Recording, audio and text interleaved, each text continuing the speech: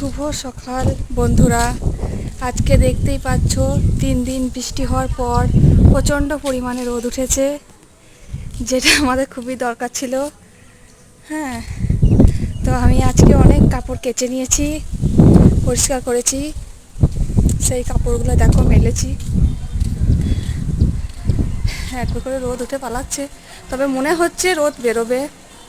অবশ্যই কাপড়গুলো শুকোবে, না হলে খুবই অসুবিধা হচ্ছে।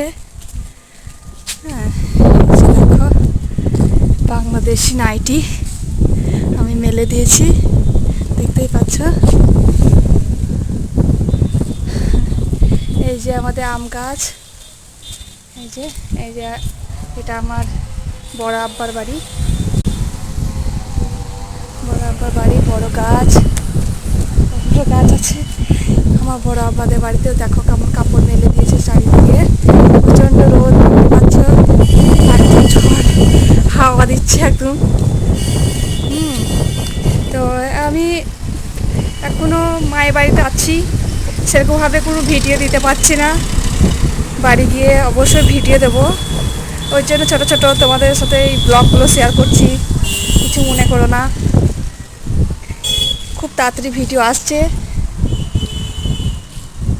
তোমরা অবশ্যই দেখো, এই ভিডিওগুলোও দেখো। হ্যাঁ, কিছু তো না দিলে হবে না, তোমরা আবার রাগ করবে, ওই জন্য এই ছোট্ট ছোট্ট ভিডিওগুলোই দিচ্ছি। এ দেখো আমাদের বাড়ির পাশে পুকুর আছে, পুকুরে তো পানিতে একদম থই থই করছে, প্রচুর পরিমাণে পানি জমে গেছে।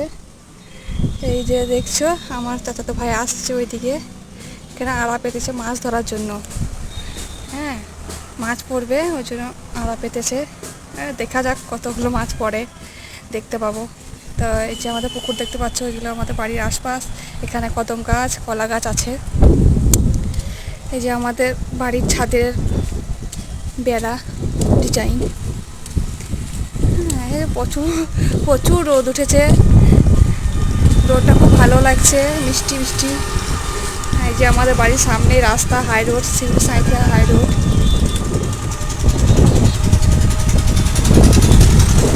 তোমরা কেমন আছো আমাকে অবশ্যই কমেন্টে জানাইও।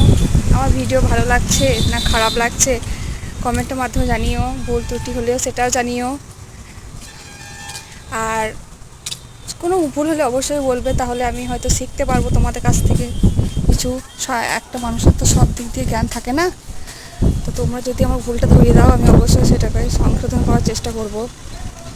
তো চলো আজ এইটুকুই, আবার অন্য কোনো ব্লগে বা ভিডিওতে কিছু শেয়ার করব অবশ্যই। তো তোমরা আমার সাথে থেকো, পাশে থেকো। আসসালামু আলাইকুম।